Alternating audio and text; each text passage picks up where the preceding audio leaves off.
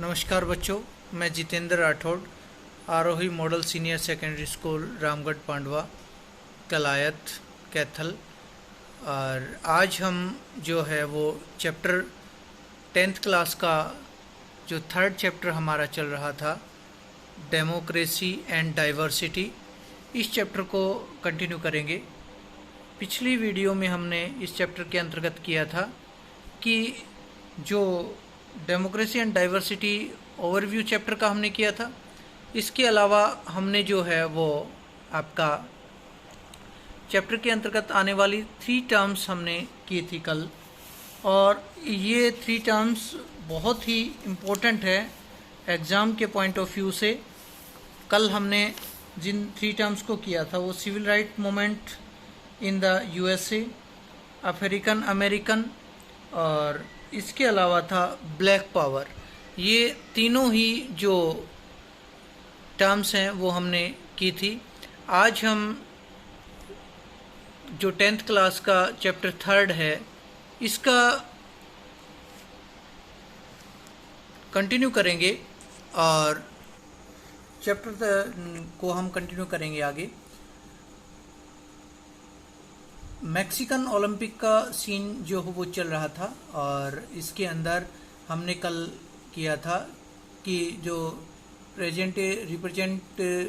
Presentation ceremony चल रही थी 1968 का, जो 2000 मीटर रेस हुई थी, उसकी जो इस मेडल सेरेमनी के अंदर जो 2 एथलीट अमेरिका से थे और एक एथलीट जो कि ऑस्ट्रेलिया से थे। Tommy Smith and John Carlos, they are African American. They had won the gold and bronze medal respectively. They received their medals wearing black socks and no shoes to represent black poverty. इन दोनों ही धावकों ने जो है वो socks डालकर और without जो है शूज मेडल सेरेमनी के अंदर आए, और ये इस बात से इंडिकेट करना चाह रहे थे कि किस प्रकार जो पॉवर्टी है अमेरिका के अंदर वो है, और उसको रिप्रेजेंट कर रहे थे उसके माध्यम से। Tried to draw national attention to racial discrimination in the United State. The black glove and rice cleansed feast were meant to symbolize black power। और इसके अलावा उन्होंने अपने हाथ ऊपर उठा रखे थे, जिसके माध्यम से वो ब्लैक पावर, जो ब्लैक शक्ति जो थी, उसको रिप्रेजेंट कर रहे थे। The silver medalist white Australian athlete Peter Norman wore a human right badge on his shirt during the ceremony to show his support to the 2 American। इसी दौरान जो तीसरा एथलीट था जो कि ऑस्ट्रेलिया से था, उसने ह्यूमन राइट्स का बैच अपने शर्ट के ऊपर लगा रखा था और वो इन दोनों को सपोर्ट कर रहे थे। Do you think that the Carlos and Smith should have raised an international matter of America society in an international form? Would you say that what they did was political? Why do you think Peter Norman, who was neither black nor American, joined in the gesture of protest? If you were in Norman's place, What would you do? ये कहता है कि जो ये medal ceremony हुई, इसमें दोनों ही एथलीटों ने अमेरिका की जो निजी समस्या थी, जो घरेलू समस्या थी, उसे एक इंटरनेशनल फॉर्म के अंदर उठाया। क्या वो ठीक था? और जो तीसरा एथलीट था जॉन कार्लोस और टॉमी स्मिथ के अलावा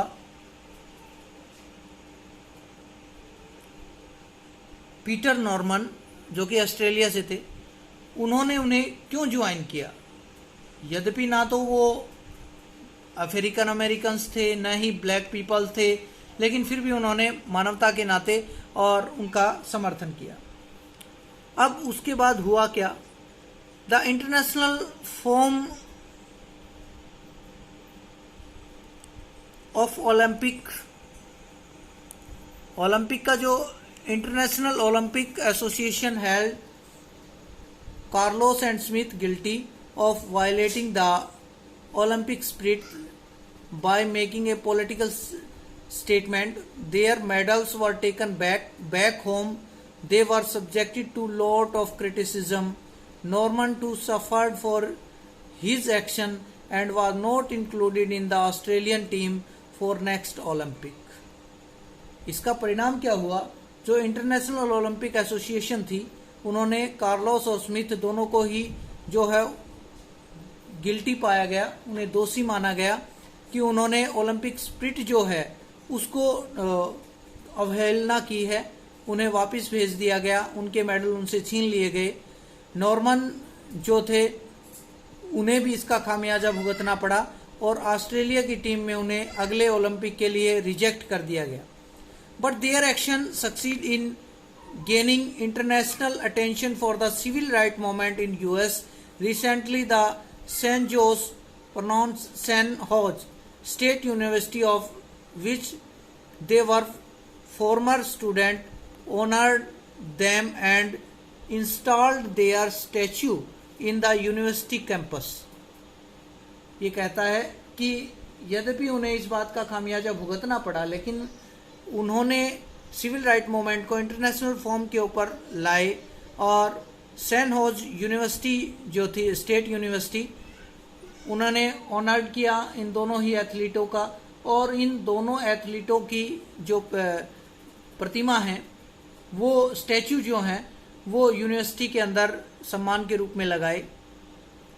When Norman died in 2006, Smith and Carlos were pall barriers at his funeral. जब 2006 के अंदर नॉर्मल जो पीटर नॉर्मन है उनकी डेथ हुई तो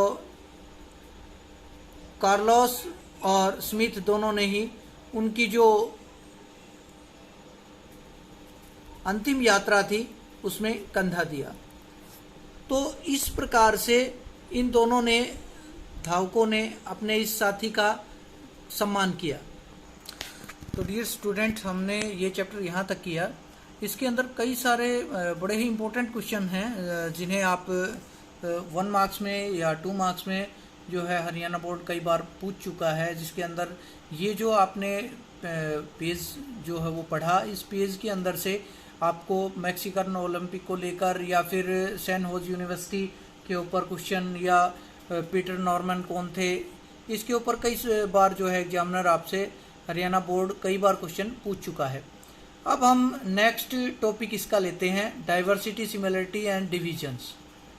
तो इसकी जब हम बात करते हैं तो हम बात करते हैं ओरिजिन ऑफ डिविजन्स कि जो हमारे डिवीजन है उसका